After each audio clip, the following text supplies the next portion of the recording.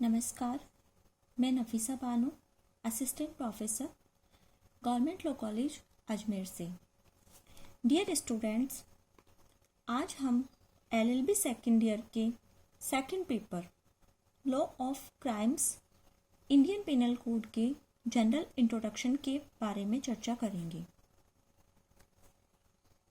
Indian Penal code 1860, जिसे हिंदी में भारतीय दंड संहिता 1860 कहते हैं तथा शॉर्ट में आईपीसी के नाम से भी जाना जाता है। सबसे पहले हम बात करते हैं short title, applicability and date of enforcement के बारे में, अर्थात संक्षिप्त नाम, प्रयोज्यता एवं प्रवर्तन की तिथि। जब भी हम कभी कोई कानून पढ़ते हैं तो जनरली उसकी सेक्शन 1 हमें उसके संक्षिप्त नाम, उसकी प्रयोज्यता एवं उसके लागू होने की तिथि के बारे में बताती है। तो इस संहिता का संक्षिप्त नाम है भारतीय दंड संहिता 1860 अर्थात इंडियन पिनल कोड 1860। इसका विस्तार संपूर्ण भारत पर है। यहाँ ध्यान रहे कि संविधान के अनुच्छेद 370 की वजह से, अर्थात आर्टिकल 370, जो कि जम्मू कश्मीर राज्य को एक स्पेशल स्टेटस प्रदान करता था और जिसकी वजह से इंडिया के अर्थात भारत के अधिकतर कानून जम्मू एवं कश्मीर पर लागू नहीं होते थे तथा इंडियन पिनल कोड भी जम्मू एवं कश्मीर पर लागू नहीं था, बल्कि इंडियन पिनल कोड के स्थान पर जम्मू एवं कश्मीर में रणबीर पिनल कोड के प्रावधान लागू होते थे। लेकिन चूंकि 5 अगस्त 2019 में संविधान में संशोधन करके आर्टिकल 370, जिसके द्वारा जम्मू एवं कश्मीर राज्य को एक स्पेशल स्टेटस प्रदान किया गया था, उस स्टेटस को समाप्त कर दिया गया है और अब आईपीसी सहित भारत के सभी कानून जम्मू एवं कश्मीर राज्य पर भी लागू होते हैं। अगर हम बात करें डेट ऑफ इन्फोर्समेंट की, तो यहाँ हमें ये जानना जरूरी है कि जब भी पार्लियामेंट कभी किसी विषय पर कानून बनाती है तो उसे सबसे पहले उसका एक ड्राफ्ट तैयार करके उसे संसद के दोनों सदनों के समक्ष पेश किया जाता है।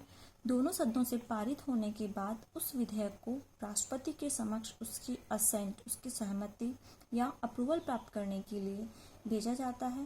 राष्ट्रपति से अप्रूवल या असेंट मिलने के बाद वह विधेयक कानून का या अधिनियम का रूप धारण कर लेता है और उस कानून या अधिनियम के लागू होने की तिथि या तारीख वह होती है जब उसे ऑफिशियल गजट में नोटिफाई किया जाता है, अर्थात जिस डेट को उसे अधिनियमित किया गया है, राष्ट्रपति की सहमति मिली है, उस तारीख से उसे लागू नहीं माना जाता, बल्कि उस तारीख से उसे लागू या प्रवर्तन में आया हुआ माना जाता है जिस तारीख को उसे शासकीय राजपत्र में अधिसूचित किया जाता है। चूँकि ये ध्यान में रहे कि इंडियन पिनल कोड 1860 में अधिनियमित किया गया था और ब्रिटिश शासनकाल के दौरान ब्रिटिशर्स के द्वारा इसे बनाया गया था, तो उस समय राष्ट्रपति के स्थान पर गवर्नर जनरल की असेंट प्राप्त की जाती थी। तो इंडियन पिनल कोड को गवर्नर जनरल से 6 अक्टूबर 1860 में असेंट प्राप्त हो गया था, जबकि इसकी डेट ऑफ इन्फोर्समेंट की हम बात करें तो यह 1 जनवरी 1862 में प्रवर्तन में आया।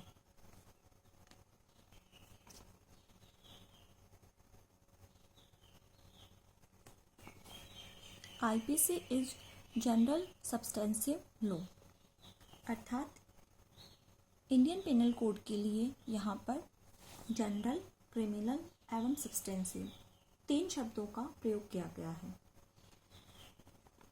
आईपीसी को एक जनरल लॉ कहने के पीछे वजह यह है कि आईपीसी की जो प्रियम्बल है, इंडियन पिनल कोड की प्रियम्बल में कहा गया है कि इस संहिता का उद्देश्य भारत के लिए एक साधारण दंड संहिता का प्रावधान करना है, अर्थात एक जनरल पिनल कोड का उपबंध करना इस संहिता का या इस कोड का ऑब्जेक्ट है।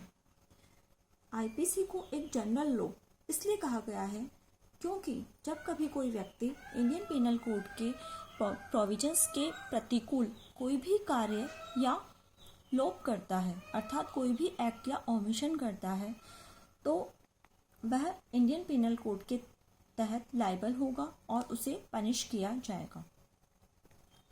लेकिन अगर उसी एक्ट या ओमिशन के लिए किसी अन्य स्पेशल लॉ या लोकल लॉ में भी प्रावधान किए गए हैं, अर्थात उसी एक्ट या ओमिशन को किसी विशेष विधि या स्थानीय विधि में भी परिभाषित किया गया है और उसके लिए पेनल प्रोविजंस अर्थात दंड के प्रावधान किए गए हैं, तो ऐसी स्थिति में उस कार्य के लिए अर्थात उस व्यक्ति को उस कार्य के लिए इंडियन पिनल कोड के तहत दंडित नहीं किया जाएगा और आईपीसी के प्रोविजंस उस पर लागू नहीं होंगे, बल्कि उस पर स्पेशल लॉ के प्रोविजंस लागू होंगे या फिर लोकल लॉ के प्रोविजंस लागू होंगे। इसीलिए आईपीसी को एक जनरल लॉ कहा गया है, क्योंकि आईपीसी में मतलब विभिन्न अपराधों को परिभाषित किया गया है एवं उसके लिए पेनल प्रोविजंस किए गए हैं।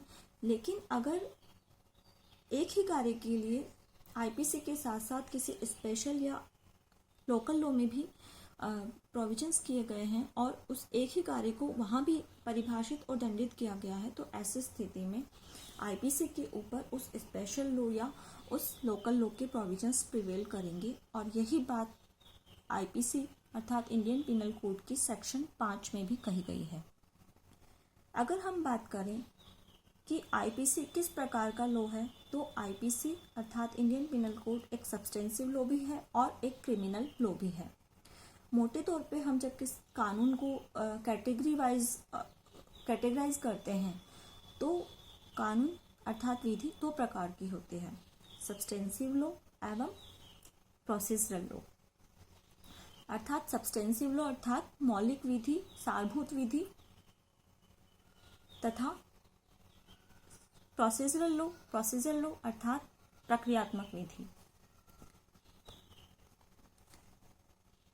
मौलिक विधि वह विधि होती है जिसके द्वारा अधिकारों, कर्तव्यों एवं दायित्वों का निर्धारण किया जाता है, जैसे कि आईपीसी हो गया, Hindu law, Muslim law, Indian contract act, specific relief act, transfer of property act etcetera. जबकि प्रक्रियात्मक विधि वह विधि होती है जो कि मौलिक विधि के द्वारा प्रदान किए गए अधिकारों, दायित्वों एवं कर्तव्यों को न्यायालय द्वारा प्रवर्तन कराने से संबंधित प्रक्रिया का प्रावधान करती है। इसमें दंड प्रक्रिया संहिता, सिविल प्रक्रिया संहिता अर्थात CrPC, CPC and Indian evidence act अर्थात भारतीय साक्ष्य अधिनियम आदि आते हैं। चूंकि आईपीसी एक सब्सटेंसिव लॉ है, हमने कहा कि यह अधिकार, कर्तव्य एवं दायित्वों का निर्धारण करती है। एक सब्सटेंसिव लॉ होने के साथ साथ आईपीसी एक क्रिमिनल लॉ भी है, क्योंकि यह विभिन्न अपराधों को परिभाषित करती है और उनके लिए पिनल प्रोविजंस करती है। जबकि हम देखें कि दूसरे जो हमने सब्सटेंसिव लॉ देखे, जैसे कि transfer of property act, Hindu law, Muslim law, Indian contract act, ये सभी कानून अपराधों को किसी कार्य को अपराध के रूप में परिभाषित नहीं करते और ना ही इनके लिए पिनल प्रोविजंस करते हैं, लेकिन फिर भी ये सब्सटेंसिव लॉ है और ये वैधानिक अधिकारों का संरक्षण करती हैं। इसलिए इस प्रकार की विधियों को सिविल लॉ कहा जाता है। तो यहाँ ध्यान रहे, IPC is a substantive law and criminal law. IPC सारभूत विधि भी है और क्रिमिनल लॉ भी है, क्योंकि यह विभिन्न अपराधों को, विभिन्न कार्यों को अपराधों के रूप में परिभाषित करती है और उनके लिए पिनल प्रोविजंस भी करती है। अब सिविल मामलों में प्रक्रिया बताने वाली विधि हुई सिविल प्रक्रिया संहिता, जो कि एक प्रोसीजरल लॉ है एंड सिविल लॉ है। क्रिमिनल मामलों में प्रक्रिया बताने वाली विधि है दंड प्रक्रिया संहिता अर्थात क्रिमिनल प्रोसीजर कोड तथा सिविल और क्रिमिनल दोनों ही प्रकार के मामलों में इंडियन एविडेंस एक्ट प्रक्रिया बताती है। तो सीपीसी सिविल मामलों में प्रक्रिया बताएगी, सीआरपीसी क्रिमिनल मामलों में प्रक्रिया बताएगी और भारतीय साक्ष्य अधिनियम सिविल और क्रिमिनल दोनों प्रकार के मामलों में लागू होता है और दोनों के मामले में प्रक्रिया बताता है। तो इंडियन पिनल कोड है एक जनरल लॉ है, साथ ही criminal law and substantive law है।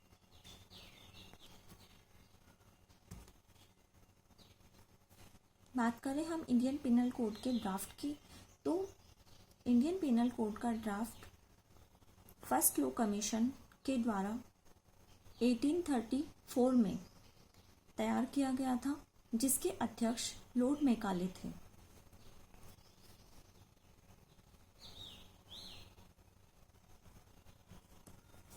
अब हम बात करते हैं total number of chapters and sections की।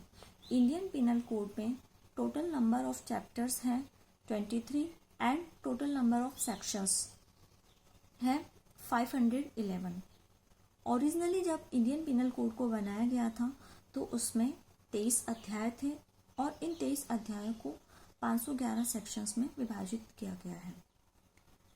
उसके बाद में क्रिमिनल लॉ अमेंडमेंट के द्वारा इंडियन पिनल कोड में 3 और चैप्टर्स को ऐड किया गया है। चैप्टर नंबर 5A, 9A एवं 20A। लेकिन जब भी कभी बात आए किसी कॉम्पिटिटिव एग्जाम में अगर ये पूछा जाता है कि इंडियन पिनल कोड में टोटल नंबर ऑफ चैप्टर्स कितने हैं, तो हमें 23 करना है और साथ ही टोटल नंबर ऑफ सेक्शंस पूछा जाता है तो हमें 511 बताना है।